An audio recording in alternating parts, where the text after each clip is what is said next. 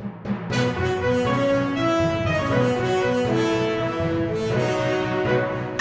అదే ఇంటెన్షన్ పెట్టుకొని నేను కూడా బిగ్ బాస్ కి వెళ్ళాలి అన్న థాట్ తో ప్రియాంక అక్కని ఇన్స్పైర్ తీసుకొని నేను ఈ రోజు ఇక్కడ దాకా వచ్చాను. Okay, great great. అంటే ఇప్పుడు రేఖ గారు, మీరు ఈ సినిమా చూసారా? కాంచన సినిమా చూసారా మీరు? రీసెంట్ గా వచ్చిన స్వాగ్ సినిమా చూసారా? సో ఆ స్టోరీ అంతా రిలేటెడ్, మన ట్రాన్స్ గురించి రిలేటెడ్ కాబట్టి అటువంటి సినిమాలు మీరు చూసినప్పుడు మీకు ఎలా అనిపిస్తుంది? కాంచన సినిమా చూసినప్పుడు గానీ, స్వాగ్ చూసినప్పుడు గానీ? స్వాగ్ మూవీలో నేనే యాక్ట్ చేశానండి, శ్రీ విష్ణు గారు. సో రీతు వర్మ హీరోయిన్, శ్రీ విష్ణు గారు హీరో. సో అది నేను 1 month నాకు అందులో పెద్ద క్యారెక్టర్ పడ్డది స్వాగ్ మూవీలో. 1 month నేను అది అల్యూమినియం ఫ్యాక్టరీలో షూట్ చేసుకున్నాము, షూట్ జరిగింది. సో ఇంకా హీరో తోటి హీరోయిన్ తో కాంబినేషన్ లో మాకు చాలా మంచిగా తీశారు. బట్ ఒకే ఒక సీన్ లో నన్ను వేసారు, మిగతాదంతా కట్ చేసేసారు. సో చాలా అంటే చాలా అప్సెట్ అయిపోయాను. బట్ అది చిన్నదైనా నేను కనిపించాను, పెద్ద స్క్రీన్ లో కనిపించాను. I'm happy. సో ఇటువంటి మూవీ తీసినప్పుడు ఏమనిపిస్తుంది అంటే, నేను మెయిన్ లీడ్ చేస్తే బాగున్నేమో, నన్ను చాలా మంది గుర్తుపడతారు, ఇంకా పెద్ద పేరు వచ్చింది, పెద్ద సక్సెస్ కొడతారు. సో అటువంటి మూవీయే ఇప్పుడు నేను కూడా ఒక ఆపర్చునిటీ వచ్చి చేస్తున్నాను.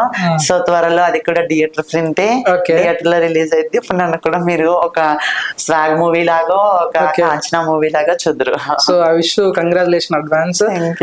నా క్వశ్చన్ ఏంటంటే, ఫస్ట్ మీరు కాంచనా సినిమా చూడగానే మీకు వచ్చిన మీ పాయింట్ ఆఫ్ క్వశ్చన్ ఏంటి అసలు? సో నా లైఫ్ అక్కడ ప్రొజెక్ట్ అవుతుందా అని ఫీల్ అయిపోయాను. ఎందుకంటే సో డాక్టర్ అంటే నేను కూడా డాక్టర్నే కదా అయితాను. తర్వాత ఏదో ఒక డాక్టర్, ఒక గైనకాలజిస్ట్, ఒక వెటర్నరీ డాక్టర్, ఒక అది అయితాను కదా. నేను నీట్ స్టూడెంట్ అంటే MBBS సంబంధించిందే కదా, ఒక అట్లీస్ట్ RMP డాక్టర్ అయినా ఊర్లో సర్వీస్ ఇచ్చుకోవచ్చు అన్న థాట్స్ తో నేను ఉన్నాను.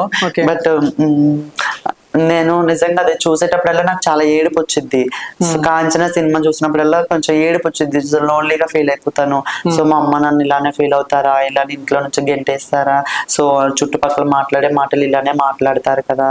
సో ఓకే, మీరు బిఫోర్ కాంచనా సినిమా చూసిన తర్వాత సర్జరీ తీసుకున్నారా? చూడక ముందే సర్జరీ తీసుకున్నారా? కాంచనా సినిమా ఎప్పుడో వచ్చిందండి, చాలా టైం అవుతుంది. సో మీరు మీ ఫ్యూచర్ మీకు సినిమా ద్వారా కనిపించేసింది ఆల్రెడీ, కాంచనా ద్వారా. సో సినిమా చూసిన తర్వాత మీకు ప్లస్ అయ్యిందంటే అన్ని అయ్యాయి, నేను ఒక్కటే డాక్టర్ అవ్వలేదని నా ఫీల్. అంతే అంటే తను మొత్తం అమ్మాయిలు అయిపోయింది, అన్నీ అయిపోయింది, ఒక పెద్ద హాస్పిటల్ కట్టించారు, హాస్పిటల్లో డాక్టర్ గా పెట్టారు. అంటే నేను ఇప్పుడు ఆ డాక్టర్ అనుకునే యాక్టర్ అయ్యానంటే అదే డిఫరెంట్. అంటే ఇప్పుడు మీకు కళ ఉంది, డాక్టర్ అవ్వాలని కళ ఉంది. ఫ్యూచర్ లో మీరు పెద్ద స్టార్, పెద్ద హీరోయిన్ అయిన తర్వాత చూడొచ్చా శశిరేఖ హాస్పిటల్? చూడొచ్చా మేము ఫ్యూచర్ లో? శశిరేఖ హాస్పిటల్ అంటే ఇంకా కష్టం. ప్లాన్ అవుతుందా? ప్లాన్ అనేది హాస్పిటల్లో చేయాలి అని ఏం లేదు, బట్ డాక్టర్ అయితే హ్యాపీ. మీరు హాస్పిటల్ పెట్టిన చూడు, అప్పుడు సిచ్యువేషన్ ఫ్యూచర్ బట్టి ముందు లైఫ్ సెటిల్ చేసుకోవాలి కదా. ఇప్పుడు హాస్పిటల్ అంటే మనం చాలా డాక్టర్స్ గానీ ఎంతో పెద్ద క్రోస్ లో ఉంటది, మనం అంత బడ్జెట్ మనకు లేదు, బట్ ఫ్యూచర్ లో చూడాలి. సో ఇప్పుడు ప్రెసెంట్ అయితే యాక్టర్ అయితే అయ్యాను కదా, ఇంకా పెద్ద యాక్టర్ అవ్వాలి. 100% విష్ ఆల్ ది బెస్ట్. మంచి ఇటు కొట్టాలి, మంచి సినిమా తీయాలి, మంచి దొరకాలి. సో కాంచనా సినిమా ద్వారా అయితే మీకు మంచి మెసేజ్ వచ్చింది, నేర్చుకున్నాను కూడా. ఓకే, మేడం నా క్వశ్చన్ ఏంటంటే, మీకు సర్జరీ చేసుకోవాలని ఎందుకు అనిపించింది? ఏ రోజు అనిపించింది? అసలు ఎంత ఖర్చు అయింది సర్జరీకి? ఫస్ట్ ఆఫ్ ఆల్ నేను సర్జరీ ఎందుకు చేసుకున్నానంటే, నేను నా ఫీలింగ్స్ కొరకు నేను చేసుకున్నా, నేను హ్యాపీగా ఉండాలని నేను చేసుకున్నా సర్జరీ. నాకు ఎవరు నువ్వు చేసుకోవద్దు, నువ్వు చేసుకుని సజెషన్ నాకు ఎవరు ఇవ్వలేదు. నాకు నచ్చింది, నేను ఒక అమ్మాయిగా చూడాలి అనుకుంటున్నాను కాబట్టి నేను చేసుకున్నా. రెండు, నేను 2023లో నా ఆపరేషన్ చేసుకున్నా. సో నా ఆపరేషన్ చాలా టైమ్స్ క్యాన్సిల్ అయిపోయింది చిన్నపిల్లని చెప్పి. సో ప్రెసెంట్ నా ఓల్డ్ ఏజ్ 21. సో బిఫోర్ 18 కి, అదే బిఫోర్ 20 బిలో ఉంటే ఆపరేషన్ చేయమని చెప్పేశారు. సో నాకు ఆపరేషన్ చేయడానికి చాలా టైం పట్టేసింది, బట్ నేను ఐ స్టిల్ ఇప్పుడు హ్యాపీ. నేను ఆపరేషన్ 2023లో చేయించుకున్నా. ఆపరేషన్ 23. ఇప్పుడు మీ ఏజ్ ఎంత? 21. 21 నా 25. అంటే కొద్దిగా మ్యాచింగ్ కుదురుతుంది అయితే. అంటే ఇప్పుడు మీరు ఆపరేషన్ కి అసలు ఎంత ఖర్చు అయింది మీకు? నా ఆపరేషన్ కి వచ్చేసి మాక్సిమం నేను ఇలా టోటలీ నా ఆపరేషన్ కి అయితే కొంచెం మనీ ఉంటది, బట్ ప్రాసెస్ లెక్క. సో నేను ఐ స్టిల్ ఇలా అమ్మాయిలా అవ్వడానికి ఒక 7-8 lakhs అయి ఉంటుంది. ఓకే, నీకేమో ఇంట్లో వ్యతిరేకత ఉంది, అన్న వాళ్ళు, మమ్మీ వాళ్ళు, డాడీ వాళ్ళు అందరూ కలిసి కుట్టారు, నన్ను డబ్బులు ఇచ్చే ప్రసక్తి కూడా కనిపించలేదు. సర్జరీ నీకు అంత డబ్బులు ఎక్కడి నుంచి వచ్చాయి? ఎవరైనా మీ ట్రాన్స్ కమ్యూనిటీ వాళ్ళు మీకు అమౌంట్ సాయం చేశారా? ఇట్లా అంత డబ్బుతో ఎట్లా చేసుకున్నారు మీరు? ఎక్కడ చేసుకున్నారు? ఎవరు ఇచ్చారు డబ్బు అంతా? నాకు డబ్బు ఎవరు ఇచ్చారంటే ఫస్ట్ ఆఫ్ ఆల్ నా హార్డ్ వర్క్ తో నేను చేసుకున్నా. నేను ఒక డబ్బు నేను తీసుకోలేదు. అంటే కమ్యూనిటీ హెల్ప్ చేస్తారంటే కమ్యూనిటీ హెల్ప్ చేస్తారు. సో వాళ్ళకి నచ్చినట్లు మనం ఉండాలి. వాళ్ళకి హెల్ప్ చేస్తారంటే వాళ్ళ చెప్పు చేతల్లో మనం ఉండాలి. కమ్యూనిటీ చెప్పు చేతల్లో మనం ఉండాలి. బట్ కమ్యూనిటీ నుంచి నాకు ఎటువంటి మనీ ఇవ్వలేదు, నేను తీసుకోలేదు కూడా. సో నాకు ఎవరిచ్చారంటే నాకు ఇంత లాక్స్ లో మనీ నాకు లేవు. నిజంగా మీరు చెప్పాలంటే నా ఇన్కమ్ కూడా అంత కాదు. ఒక ఆర్టిస్ట్, ఒక అసిస్టెంట్ అంటే మీకు తెలిసిందే, ఇండస్ట్రీలో ఉంటాం కాబట్టి మనకి ఎంత వస్తుంది డేకి? ఒక 1500, 2000, మాక్సిమం 2000. బట్ ఆ 2000 కి ఇప్పుడు 6-7 lakhs ఎలా వచ్చాయంటే, సో నేను ఒక అత్తయ్య అనేది ఆమె ఉన్నారు ఇక్కడ. సో మాకు రిలేటివ్స్ దగ్గరలో ఉంటారు. బట్ వాళ్ళు ఏం చేస్తారంటే నాకు 5 lakhs చిట్టి ద్వారా చిట్టి వేసుకొని, సో చిట్టి నాకు ఇచ్చేసి 5 lakhs ఆ విధంగా నేను చేసుకున్నా. తర్వాత మిగతా అమౌంట్ కొంచెం నా హార్డ్ వర్క్, నా పాకెట్ మనీ తీసుకొని దాచుకున్నా. అది మనీతో నేను మళ్ళీ చిట్టీలు వేసుకున్నా. 2 lakh చిట్టీలు ఒక 2 అలా వేసుకొని మనీ ఇలా అంటే మంత్లీ అంటే ఇప్పుడు చిట్టి అంటే మంత్లీ ఏముంది 15,000. నేను షూట్స్కి వెళ్ళానంటే 1 week లో ఒక 10,000, ఒక 10 days కష్టపడితే నాకు చాలా ఒక 15 or 20 వస్తాయి. అంటే ఇప్పుడు మనం ఒకసారి 5 lakh తీసుకొని ఇచ్చేయలేం కదా. చిట్టి ద్వారా పాకెట్ మనీ అంటే మంత్లీ ఇంత సేవింగ్స్ అని ఉంటే మనకి మనీ ఇప్పుడు 5 lakh ఒకసారి ఇస్తారు కదా. సో అలా సేవ్ చేసుకొని నేను ఆపరేషన్ చేసుకున్నా. నా ఆపరేషన్ వచ్చేసి పాండిచేరి, చెన్నైలో అయ్యింది. చెన్నైలో పాండిచేరి. అంటే అత్తయ్య గారి యొక్క చిట్టి డబ్బులతోనే మీరు ఆపరేషన్ చేయించుకున్నారు. సో నిజంగా అంతే సహజంగా చిట్టులు అంటే పెళ్లి కోసం వాటి కోసం తీసుకుంటారు, అంటే దాచుకుంటారు. కానీ మీ చిట్టి డబ్బులతోటి ఆపరేషన్ చేసుకున్నారంటే మీ యొక్క కమిట్మెంట్ అనేది కనిపిస్తుంది. అంటే మీరు చెప్పండి, ఆ ఆపరేషన్ అప్పుడు కూడా చాలా భయాందోళనకు గురి అవుతుంటారు. మళ్ళీ మన ఆపరేషన్ ఫెయిల్ అయిందంటే మళ్ళీ పరిస్థితి ఏంది అన్న ఆలోచన కూడా ఉంటుంది. నీకు అనిపించిన ఆపరేషన్ చేసేటప్పుడు అరే తప్పటి అడుగు వేస్తున్నామో అనిపించింది? అనేకమన్నా తప్పడుగు వేస్తున్నాను కాదు, ఏదైనా నా మంచి కోసమే అనుకున్నా. మంచి కోసం అనుకుని నేను ముందుకు వచ్చేసాను. సో నా ఆపరేషన్ లో అంటే అనుకున్నా, వాళ్ళు ముందు నాకు ఆపరేషన్ 2 or 3 times నాకు ఫెయిల్ అయిపోయింది. అంటే చేయనని చెప్పేశారు, చిన్నపిల్లవి నువ్వు పెయిన్స్ తట్టుకోలేవని చెప్పారు. బట్ వాళ్ళ ఆపరేషన్ బెడ్ మీదకి ఎక్కేటప్పుడు కూడా నాకు ఏం చెప్పారంటే హార్ట్ ప్రాబ్లం వచ్చేసిద్ది, నువ్వు చచ్చిపోతావు, తర్వాత మాకు సంబంధం లేదు, అదే అగ్రిమెంట్స్ అన్ని అయిపోతాయి కాబట్టి సో అని చెప్పేశారు. ఇంకా నేను అక్కడతో ఎండ్ అయిపోతానేమో అని అనుకున్నా. బట్ ఐ స్టిల్ నేను ఎందుకు బతికానో నాకు తెలియదు. మరి గాడ్ గ్రేస్ అనుకుంటా. ఎందుకంటే నేను చాలా లోన్లీగా అయిపోయాను. ఇంకా నాకు ఎవరి సపోర్ట్ లేదు. ఎవరి సపోర్ట్ లేకుండా నేను ఇంత ఇదైపోయాను. ఆపరేషన్ చేసేటప్పుడు నాకు కొంచెం తెలివి ఉంది, ఎందుకంటే నాకు మొత్తం ఎక్కట్లేదు. ఎక్కుతుంది కానీ అయిపోతుంది, నాకు బాడీ షివర్ వచ్చేస్తుంది. ఆపరేషన్ చేస్తున్నా నా బాడీ షేక్ అయిపోతుంది. వాళ్ళు 2 doses ఎక్స్ట్రా ఇచ్చారు, అప్పుడు కంట్రోల్ అయ్యింది. బట్ ఆపరేషన్ చేస్తున్నప్పుడు నాకు తెలివి ఉంది, నా ఆపరేషన్ ఎలా చేస్తున్నారో కూడా నాకు కనిపించింది. ఎలా అనుకున్నారు, పైన ఇక్కడ ఏసీ ఫుల్ పెట్టేశారు, పైన ఫ్యాన్ లో అది మిర్రర్ ఉంది, వాళ్ళు చూసుకుంటారో చూసుకోలేదో మరి నాకైతే అనిపిస్తుంది. నాకు ఆపరేషన్ పైన ఫ్యాన్ తిరుగుతుంటే అదే మిర్రర్ లో నాకు కనిపిస్తుంది ప్రతి ఒక్కటి. సో ఇంకా నేను కళ్ళు తిరిగి పడిపోయినా, మరి ఎప్పుడు లేచానో కూడా నాకు తెలీదు. ఇంకా అదే టైంలో నా ఇంటెన్షన్ ఏంటంటే ఇంకా ప్రాణం వదిలేస్తానేమోలే, చచ్చిపోతానేమోలే, ఎక్కడితో నా లైఫ్ ఎండ్ అయిపోయింది. సో అప్పుడు ఆ మూమెంట్ లో నాకు అనిపించింది, ఎందుకు ఆపరేషన్ చేయించుకున్నానా, ఇలా ఉంటే అయిపోద్దా, బతుకుతానా బతకనా అన్న ఇంటెన్షన్ ఎక్కువైపోయింది. ఇంకా అదే టైంలో నేను కోమాలోకి వెళ్ళిపోయినా. అదే అంటే అది ఏమంటారు, మత్తులోకి వెళ్ళిపోయినా. సారీ, మత్తులోకి వెళ్ళిపోయినా. సో మత్తులోకి వెళ్ళిపోయిన తర్వాత ఇంకా గాడ్ గ్రేస్ అనుకుంటే ఇంకా నాకు తెలివి వచ్చింది. లేపారు, చాలా ప్రెజర్ పెట్టి లేపారు నన్ను. లేవండి శశిరేఖ, లేవండి, ఇలా ఉండకూడదు, లేవండి అని చెప్పి సో లేపి నా మొత్తం మళ్ళీ నా మౌత్ లో నుంచి తీశారు, చాలా తీశారు నా మొత్తం అనేది. సో అంతే. ఇప్పుడు ఆపరేషన్ జరిగేటప్పుడు నీతో పాటు మీ పేరెంట్స్ ఉన్నారా, ఎవరున్నారు? నీతో ఆపరేషన్ జరిగేటప్పుడు నీతో పాటు ఎవరున్నారు? నాకు ఆపరేషన్ జరిగేటప్పుడు పేరెంట్స్ కి చెప్పుకోలేదు నేను, ఎందుకంటే నాకు సపోర్ట్ లేదు కదా. సో పేరెంట్స్ చెప్పుకుంటే మళ్ళీ ఆపరేషన్ చేయించుకోనివ్వరు. సో వాళ్ళ సపోర్ట్ లేదు కాబట్టి చేయించుకోనివ్వరు. సో నాతో మా మమ్మీ అనే ఒక అమ్మ వచ్చింది, నా ఫ్రెండ్ అనుకునే ఇంకొక అమ్మాయి వచ్చింది. సో వాళ్ళిద్దరు వచ్చారు నా ఆపరేషన్ జరిగేటప్పుడు, వాళ్ళిద్దరు. ఓకే శశిరేఖ, నాకు వచ్చిన డౌట్ ఏంటంటే పేరెంట్స్ అగ్రిమెంట్ అంటే పేరెంట్స్ సైన్ లేదు, డాక్టర్స్ చేయరు కదా. సో మీరు అప్పుడు ఇల్లీగల్ గా చేయించుకున్నారా ఆపరేషన్? మాక్సిమం నేను ఇల్లీగల్ అనే చెప్తాను. ఇల్లీగల్ అని చేసుకోరు. ధైర్యంగా చెప్పండి, మీరు అమ్మాయి మార్చడం కోసం తల్లిదండ్రులు ఒప్పుకోకపోతే ధైర్యంగా మీరు చేసుకున్నారు. అంటే ధైర్యంగా అంటే మనకి ఆపరేషన్స్ అనేవి ట్రాన్స్ ఆపరేషన్స్ అనేవి ఇప్పుడు లీగల్ అవుతున్నాయి, కానీ నేను చేసుకున్న టైంలో ఇంకా ఇల్లీగల్ గానే చేస్తారు. ప్రతి ఒక్కరికి ఇల్లీగల్, ఎందుకంటే అది ప్రాణం. అంటే ఒక లైఫ్ తీసి ఇంకో లైఫ్ పెట్టడం, అందులో బతుకుతామో చనిపోతాం మనకి మనకు చెప్పలేరు, డాక్టర్సే చెప్పరు మనకి బతుకుతామో చచ్చిపోతాం. మన వాళ్ళ కాన్ఫిడెన్స్ లేదని చెప్పి అగ్రిమెంట్లు తీసుకుంటారు. ఆ టైంలో మనకి అగ్రిమెంట్ ఎవరు పెడతారంటే మనం ఎవరైతే ఒక గురువు దగ్గరికి వెళ్ళి మాట్లాడి కమ్యూనిటీతో మనకి అవసరం పడిద్ది, మనకి ఎవరైతే పెద్ద అనుకుంటామో వాళ్ళు తీసుకెళ్లి వాళ్ళ సైన్ తీసుకుంటారు. గురువు అన్న ఆమె సైన్ తీసుకుంటారు, ఆమె సైన్ తీసి పెడతారు. ఓకే, మీకు తెలుసా అట్లా ఎవరన్నా ఆపరేషన్ ఫెయిల్ అయి చనిపోయిన వాళ్ళు ఎవరన్నా మీరు చూసారా?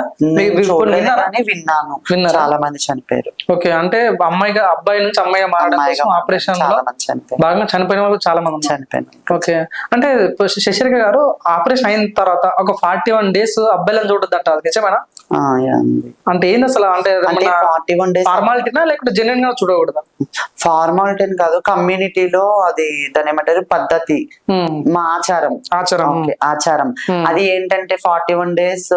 ఇప్పుడు నా లైఫ్ లో మా పేరెంట్స్ లేరు, ఫ్యామిలీ సపోర్ట్ లేదు, రిలేటివ్ సపోర్ట్ లేదు. ఇప్పుడు నేను ఒక అబ్బాయిని లవ్ చేస్తున్నాను అనుకోండి, బట్ అబ్బాయినే కాదు అబ్బాయిలు, ఒక అబ్బాయి అవన్నీ అబ్బాయిలన్నీ. నేను ఒక అబ్బాయిని లైక్ చేశాను, సో నేను అబ్బాయితో మాట్లాడకూడదు 41 days. ఒక అబ్బాయిల ఫేస్ మన పైన నేను నా కంట్లో పడకూడదు, ఎందుకంటే ఒక అబ్బాయి చూస్తే కొంచెం అబ్బాయి లెక్క ఉండిపోతారు, లేదు అనుకుంటే ఇంకా అబ్బాయితో మనకి బాండింగ్ ఏర్పడిపోయింది. ఇది మొత్తం వాస్తవం అని చెప్తున్నా. మన లైఫ్ లో మేము ఆపరేషన్ టైంలో 41 days లో ఒక అబ్బాయితో మనం మూవ్ అయ్యి మనం ఒక ఇదయ్యామనుకుంటే నేను చచ్చే వరకు నాకు అబ్బాయి గుర్తొస్తాడు, నా అబ్బాయి ఉండిపోతాడు, నాతో పాటు ఉంటాడు. నా మనసు అంతా ఇంకా అబ్బాయికి ఏదో ఒక చిన్న ఇదైనా ఉండిపోద్ది నాకు అబ్బాయి పైన. సో ఎందుకంటే ఏమో మరి చెప్పలేం, మరి అమ్మవారిది ఏదో మరి తెలియదు.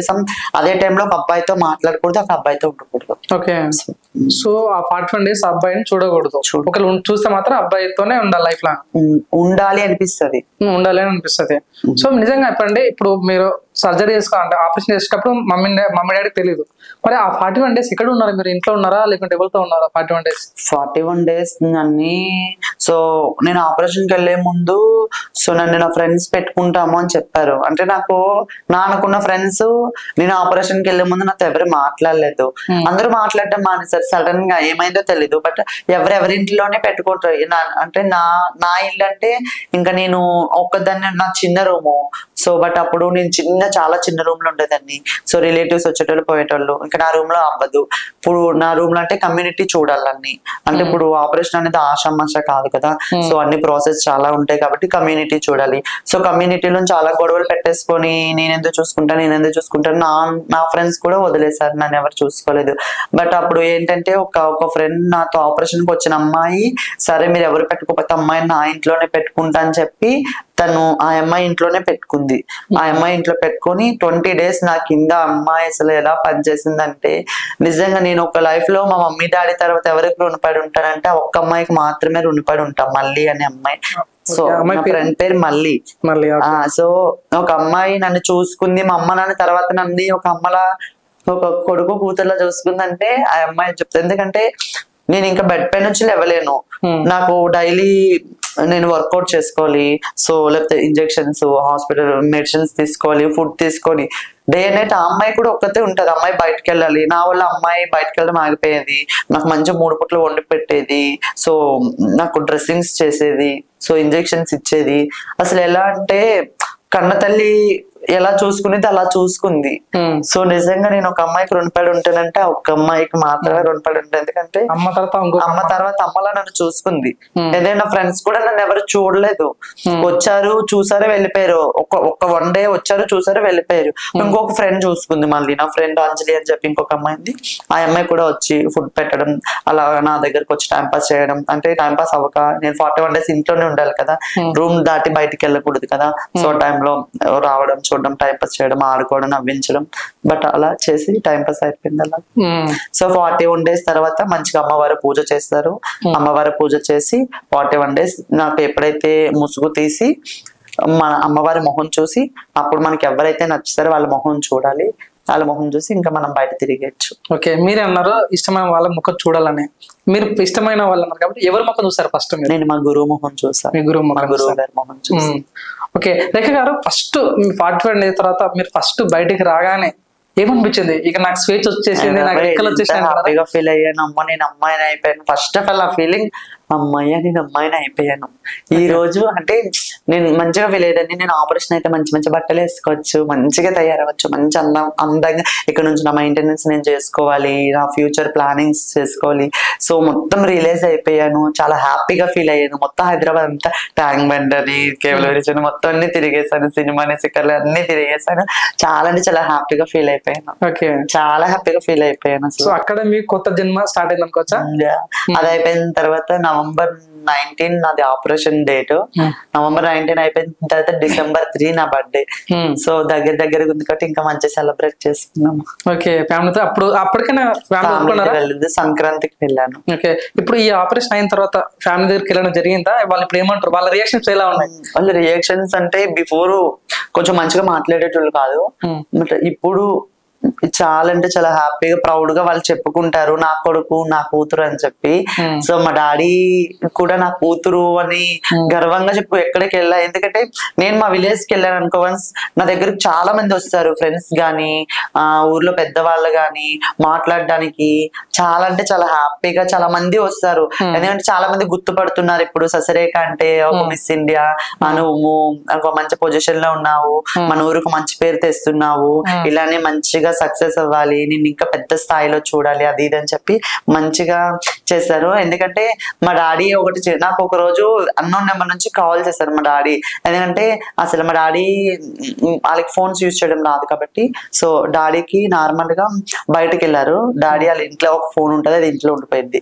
సో డాడీ అంటే నార్మల్ బయటకు వెళ్ళి ఫోన్స్ చూస్తుంటే ఎవరి ఫోన్ ఓపెన్ చేస్తున్నా ఆ వీడియోస్ వస్తున్నాయి అంటే, నా ఫొటోస్ వస్తున్నాయి అంటే, సో మీ అమ్మాయా మీ అబ్బాయా అని అంటే, మా డాడీ అదే టైంలో నాకు కాల్ చేసి ఎవరు ఫోన్ చూసినా నీవే వస్తున్నాయి, చాలా హ్యాపీగా ఉంది, అందరూ నీ మంచిగా సెలల్లో వస్తుంది, మంచిగా ఉంది, అది ఇది అని చెప్పి చాలా హ్యాపీగా ఫీల్ అయ్యారు. మా మమ్మీ కూడా చాలా హ్యాపీ, మా అక్క మా అన్నయ్య కూడా చాలా హ్యాపీ.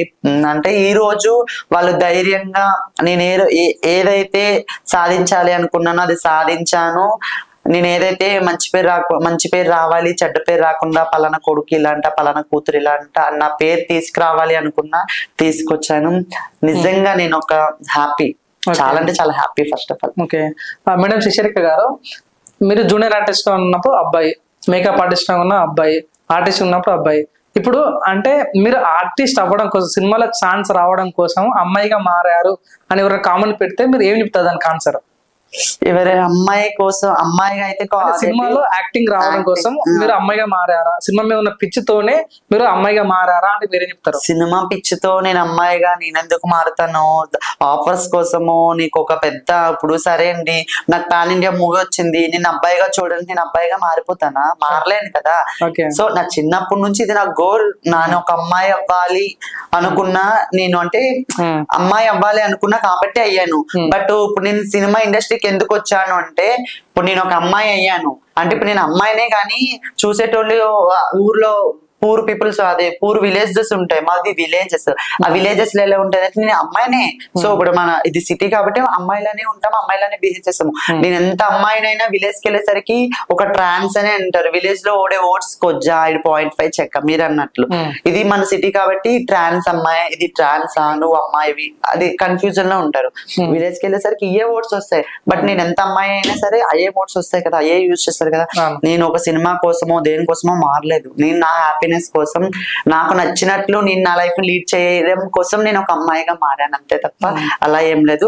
బట్ ఇండస్ట్రీకే ఎందుకు వచ్చానంటే, ఇండస్ట్రీలో అంటే ఒక టీవీ ప్రాజెక్ట్ పైన కనిపిస్తే మా మమ్మీ డాడీకి మంచి పేరు వస్తుంది, మా రఘుమండ అనే విలేజ్ అందరికీ తెలిసి వస్తుంది. అంటే రఘుమండ నుంచి కూడా ఒక అమ్మాయి బయటకు వెళ్ళింది, ఎంత పెద్ద సక్సెస్ కొట్టిందని ఒక పేరు తీసుకొస్తాను. అదే మా విజయనగరం డిస్ట్రిక్ట్ కూడా మంచి పేరు తీసుకొచ్చాను. అంటే ఇప్పుడు నేను ఒక అమ్మాయి పలానా అమ్మాయి శశిరేఖ అని గుర్తుపట్టాలంటే ఫస్ట్ ఇప్పుడు మన హైదరాబాద్ సిటీలో పలానా అమ్మాయి శశిరేఖ మిస్ ఇండియా అయిందంటే అమ్మాయిది నా బ్యాక్గ్రౌండ్ చెక్ చేస్తారు, నా ప్రొఫైల్ చెక్ చేస్తారు. నా ప్రొఫైల్ ఎక్కడ ఉంటది, విజయనగరం ఉంటది. సో విజయనగరం అంటే నేను ఎక్కడో విలేజ్, నాది చాలా చిన్న విలేజ్. బట్ ఇక్కడ విలేజ్, మా విలేజ్ నేమ్ రాదు, విజయనగరం అన్న సిటీ కదా వచ్చింది. సో విజయనగరంకి పేరు తేవాలి, మా రఘుమండ అనే విలేజ్ కి పేరు తేవాలి, మా మమ్మీ డాడీకి పేరు తేవాలి. సో ఎన్నిటి కోసం నేను ఇండస్ట్రీకి వచ్చాను. ఓకే, అంటే ఊర్లో ఉండడం కాదు, ఊరికి తేవడం కోసం హైదరాబాద్ తేవడం కోసం నేను వచ్చాను. నిజంగా లిటరలీ నా హార్ట్ లో ఏముందంటే విజయనగరం డిస్ట్రిక్ట్ కి శశిరేఖ అంటే విజయనగరం అమ్మాయి అని తెలియడం కోసం నేను హైదరాబాద్ వచ్చి ఈ రోజు మంచి సక్సెస్ కొట్టి మీ ముందున్నాను. ఇదే ఇంకా మంచి సక్సెస్ అంటే విజయనగరం అమ్మాయి అమ్మాయి అని చెప్పి గుర్తుపట్టాలి. ఓకే, అంటే బిగ్ బాస్ లోకి వెళ్ళిన ఒక ట్రాన్స్ ప్రియాంకకి మీకు ఏదో రిలేషన్షిప్ ఉందంట, అంటే మీ చుట్టాలా? నిజంగానే మీ చుట్టాలా, లేకుంటే అసలు ఏంది ప్రియాంకకు శశికి ఉన్న సంబంధం ఏంటి? అసలు ప్రియాంకకి నాకున్న సంబంధం మాది రిలేటివ్స్ కాదు, రిలేషన్స్ కాదు. బట్ నేను అక్కతో మాట్లాడదామని చాలా టైమ్స్ ట్రై చేశాను. బట్ అక్క నాకు తర్వాత రీసెంట్లీ మిస్ ఇండియా అయిన తర్వాతనే నాకు మెసేజ్ చేసి, అక్కే మెసేజ్ చేసి కంగ్రాచులేషన్స్ మాది మా ఇదమ్మా అని చెప్పి మంచి సపోర్ట్ ఇస్తాను అది ఇది అని చెప్పారు.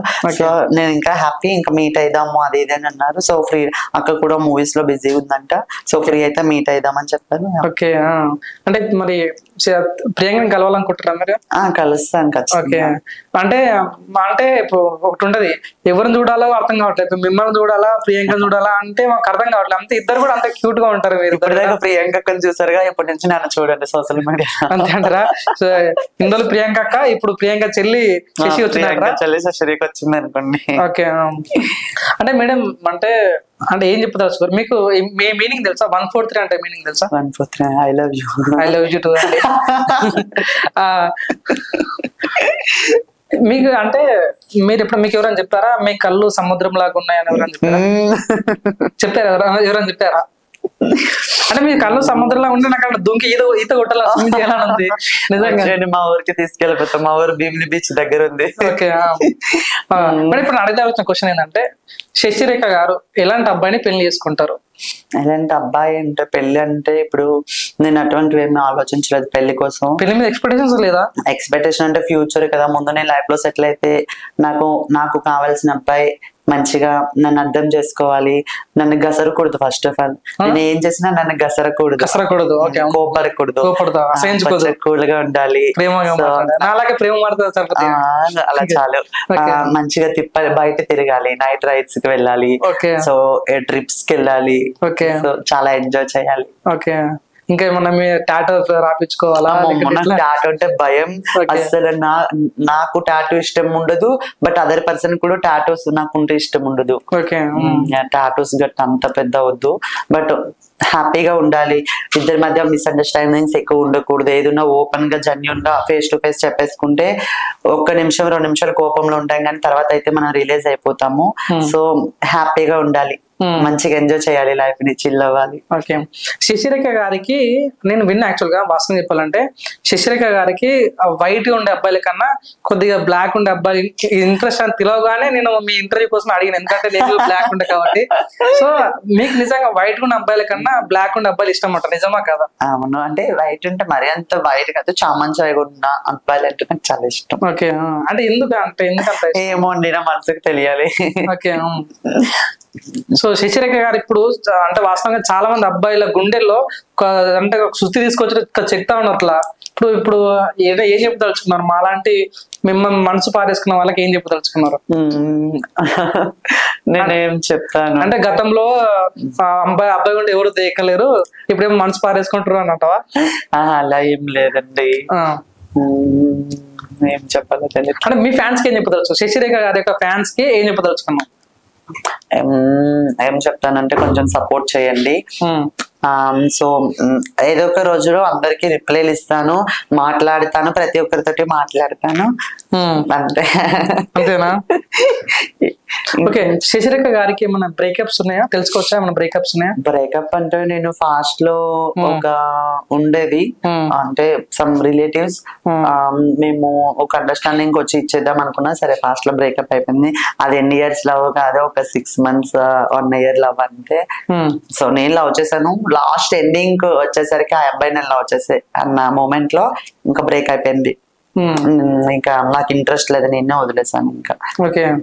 సో నాకు ఇంకొక అదర్ పర్సన్స్ తో మాట్లాడడం చూసాను అబ్బాయి. సో ఇంకా నాకే ఇంట్రెస్ట్ లేదులే, ఇంకా ఈ లవ్ గివ్ మనకు సెట్ అవ్వవు, ఈ లవ్ లో ఉంటే ఇంకా మునిగిపోతాము, ఇప్పుడు మనం ఫ్యూచర్ చూడాలి, మనం మంచి పేరు తెచ్చుకోవాలి. నేను ఆటోమేటిక్ గా మంచి పేరు తెచ్చుకుంటే నాకు పెద్ద పెద్ద అబ్బాయిలు మంచి అందంగా వాళ్ళు వస్తారు అన్న ఇంటెన్షన్ తో మంచి వాళ్ళు వస్తారులే, అదే మంచి వాళ్ళు దొరుకుతారులే అనే ఫీలింగ్. ఓకే. అంటే అంటే అంటే ఎలాంటి అబ్బాయి, మేము కూడా ప్రిపేర్ అయి ఉంటాం, ఎలాంటి అబ్బాయి వేస్తే బాగుంటది అంటే మాకు లీజ్ చెప్పారు అనుకో, ఆ లీజ్ పరంగా ఎట్లా ఉండాలని ప్రిపేర్ అవుతాం అంటే ఆ లీజ్ అబ్బాయి అంటే ఒకటి బ్లాక్ ఉండాలి, కొద్దిగా black and okay work. Next ఏంది? ఇన్నోసెంట్ ఉండాలి, ఇన్నోసెంట్ గా ఉండాలి, నన్ను గసరకూడదు, సీరియస్ అవ్వకూడదు, ఇంకా సరకూడదు, బయటకి తిప్పాలి నన్ను ఎక్కువ, ట్రిప్ తీసుకెళ్ళాలి, ట్రిప్స్ కానీ నైట్ రైడ్స్ కానీ అలా తిరుగుతూ ఉండాలి. షాపింగ్ అయిపోయాలా? షాపింగ్ అంటే నేనే చేసుకుంటా. షాపింగ్ అంటే ఇంకా నాకు షాపింగ్ అంటే చాలా ఇష్టం అండి. అబ్బాయితో షాపింగ్ కి వెళ్ళను, నేనే వెళ్తాను షాపింగ్. అబ్బాయికి ఇబ్బంది, షాపింగ్ కి ఇబ్బంది పెట్టాను, ఎందుకంటే నాకు నచ్చిన బట్టలు నేను తీసుకుంటా. ఆడొచ్చాడనుకో వాడికి నచ్చిన బట్టలు నేను తీసుకోవాల్సింది, అలా కాదు నాకు నచ్చిన బట్టలు నేను తీసుకుని అప్పుడు బయటకు వెళ్ళాలి తిరగడానికి. ఓకే. ఇప్పుడు అబ్బాయి ఎట్లా ఉండాలి అంటే జాబ్ చేయాలా, లేకుంటే రియల్ ఎస్టేట్ బిజినెస్ మ్యాన్ అయి ఉండాలా, లేకుంటే అతను కూడా యాక్టర్ అయి ఉండాలా? యాక్టరు, బిజినెస్ మ్యాన్ ఏదైనా పర్లేదు, ఒక మగోడు ఒక మంచి అబ్బాయి అయి ఉంటే చాలు, ఒక మంచి మనసు ఉంటే చాలా అంటాం. అవును. Like, share and subscribe LG TV. Thank you. LG TV కి లైక్, షేర్, సబ్స్క్రైబ్ చేయండి. Please like, share and subscribe to LG TV. Like, share, subscribe LG TV. Please subscribe to LG TV. Like, share, subscribe LG TV. Subscribe LG TV. Guys, please do subscribe LG TV. Have a good day. Thank you.